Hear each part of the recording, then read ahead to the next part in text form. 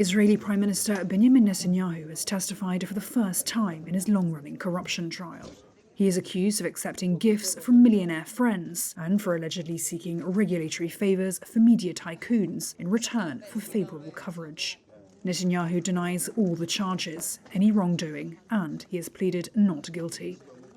Taking to the stand in Tel Aviv on Tuesday morning, he said he was being hounded for his hawkish security policies. Netanyahu, the leader of the right-wing Likud party, was indicted in 2019 on charges of bribery, fraud, and breach of trust. The trial, which began in 2020, involves 3 criminal cases. The proceedings were interrupted by war, and Hamas fighters attacked Israel on October 7, 2023, triggering a massive retaliatory operation in the Gaza Strip. But last Thursday, judges ruled that he must testify 3 times a week, forcing the longtime leader to juggle the courtroom and the war room.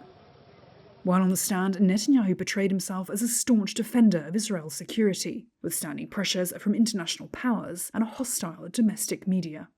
Netanyahu also assailed the Israeli media for what he called its leftist stance. Meanwhile, outside the courthouse, a few dozen protesters gathered to make their voices heard. Although some were supporters, others demanded Netanyahu do more to negotiate the release of some 100 hostages still held by Hamas in Gaza. 75-year-old Netanyahu is Israel's first sitting prime minister to be charged with a crime. Under Israeli law, a prime minister accused of a crime is under no obligation to resign unless convicted.